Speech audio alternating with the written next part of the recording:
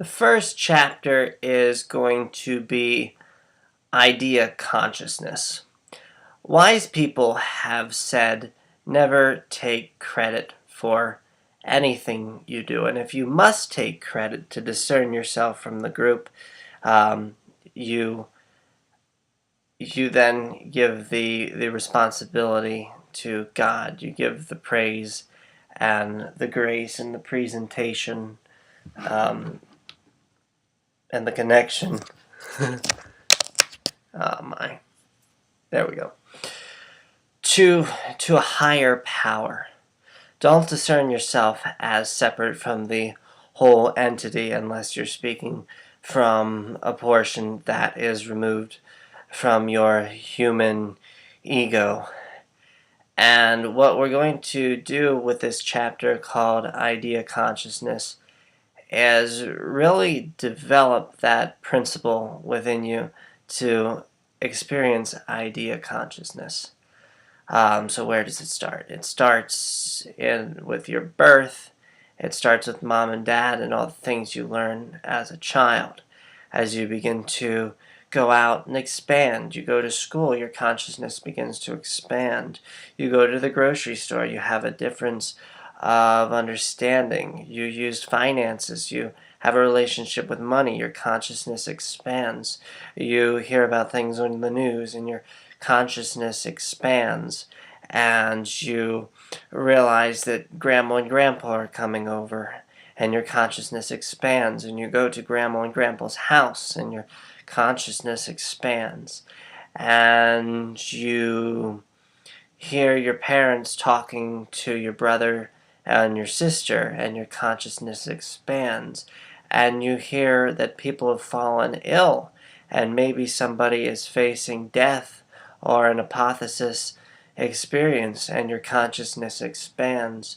You went and you graduated high school, and your consciousness expands, and you contemplated college and maybe started filling out loans, and your consciousness expands, and you watched political debates and heard about ideas of the issues, and your consciousness expands, and you hear about the starving children in Africa, and your consciousness expands, and you hear about business, and your consciousness expands. And so the sum total of you can become small bits of the Hado in different emotions. There's different emotional reactions to different hados of consciousness. But the sum total is this big picture reality. And what the big picture is almost paradoxical because it's very, very focused. In fact, the big picture is expanded consciousness to the whole, the sum of all fractals, the multiplication of fractals together for a multiplicity, a legion. This is the idea of really beginning to let go and really have a relationship with the whole to the point where you're able to have such a bigger picture understanding of yourself in your body that you don't take credit for yourself separate from taking credit from your relationship with the whole. And it's a very powerful process of Jesus and the 99 sheep and the one that goes astray. Essentially, you always go astray. You go into the paradox. You dumpster dive. You hold your breath. You go out and you scuba dive. And you bring some powerful things back to the surface that give you such an expansion point in relationship between the whole to an idea you have and what the in-between is, and how then you can use the whole, the totality, in relationship to that one idea, to begin to really channel in a focused point. And what it is idea consciousness. You may have lived very many years, had very many things pass before your mind, and you know that some of these things are systemic. They come at a certain frequency. You have habits of frequency, and now you want to build your best habits, but you know habits of frequency is its own island and its own world that is a focus in relationship with what the whole is. So you've had all these thoughts and all these ideas. You've been able to turn energy this way, that way, and the other. But you yourself have the ability to vibrate consciousness, do what you do. You have the ability to think. You have the ability to think through consciousness. And it is from there that each finite little bit of energy that goes into a thought is the idea itself. And the idea of the book of Revelations, the cherubim sing and the seraphs sing and they blow the trumpets all around the chosen one. In the middle, Jesus at the right hand of God. It's this big celebration and it's this big party. And whatever that same circle is the same circle as the atom, is the same circle of what Matsuo Emoto was able to discern as the Hado. So we reflect ourself and our relationship with the whole through our relationships with other people. And you can be traveling around, and for the first time in many, many years, I listened to the song Love is an Arrow by Aberfeldy, and then I started listening to the band. I remembered I had that frequency, I had that consciousness, I had that need for concept at one point before. And then the ideas came about consciousness and Hado, following the version of Love is an Arrow. And through that, it led me to sit down, to be able to take the presentation of the Hado, of utilizing YouTube videos and utilizing my MacBook to begin to do chapters, begin to use my 6th grade understanding of English and chapter books, and start to combine all this energy as a powerhouse of emotion. That's a very good term for it. Hado is a charged version of emotional resonance, a frequency that has been developed and evolved through your life. So reflecting Matsuo Emoto and the idea of Hado, now we have it. We are able to measure our houses in meters and feet, and now we have the measurement of the unit of consciousness.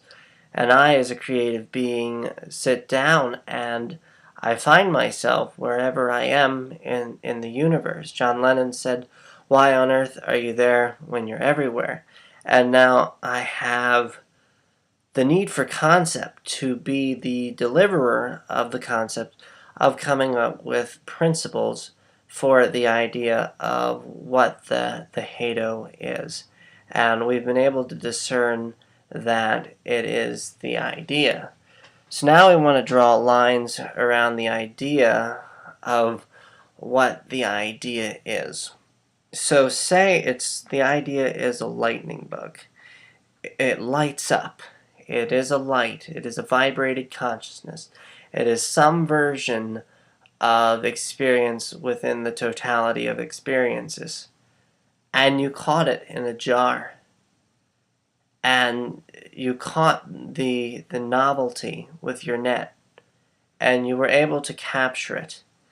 And you were able to say, this idea is something that I want to, it feels so emotionally charged. I want to call it a business.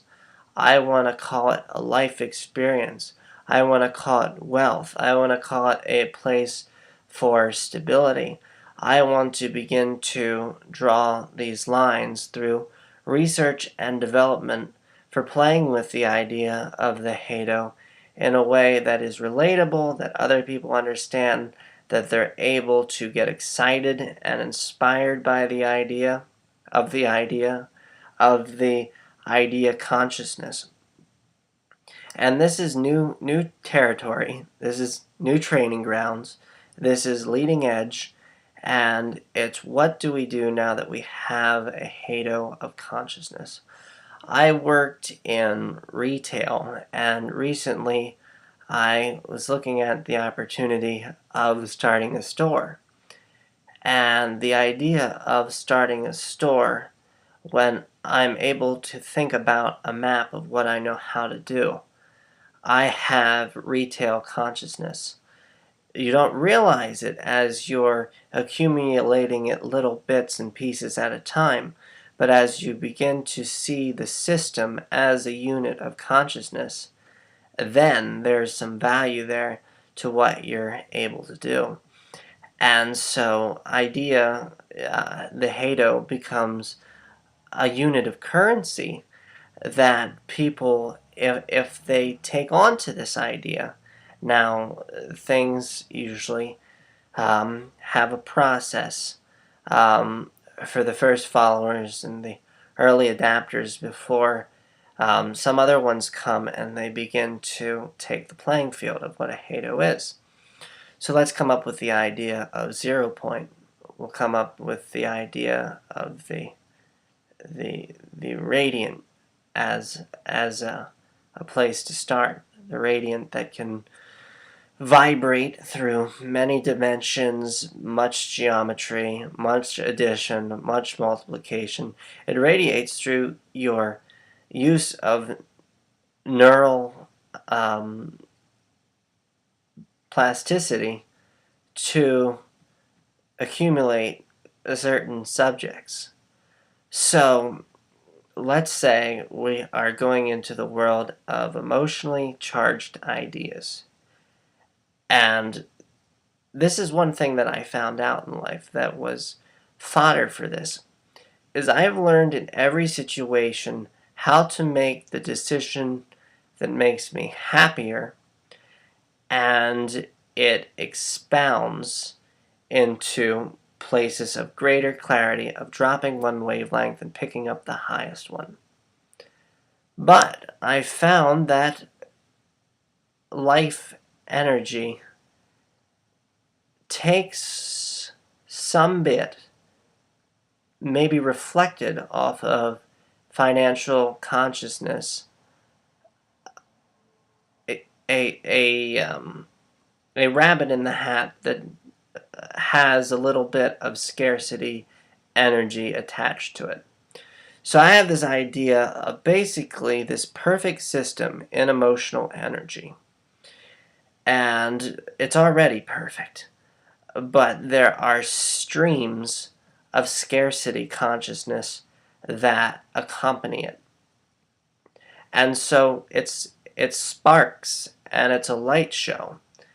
And through this experience, as you go day through day, and you work off of this idea consciousness of what we're going to call this grand idea. That's a good way to build this, is through the idea of a grand idea. You don't have to know exactly what the idea is. I don't have to know how to express it through rhetoric.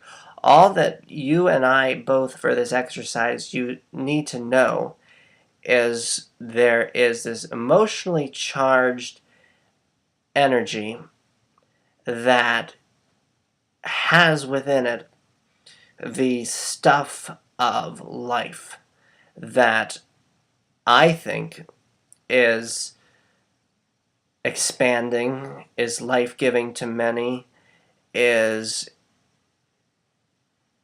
a point of security, is a point of bringing food and water and shelter to people, to bring them emotional stability. And what I want to do is take that grand idea and begin to work with it and begin to reflect in 100 different ways. And that will be the chapter number 2.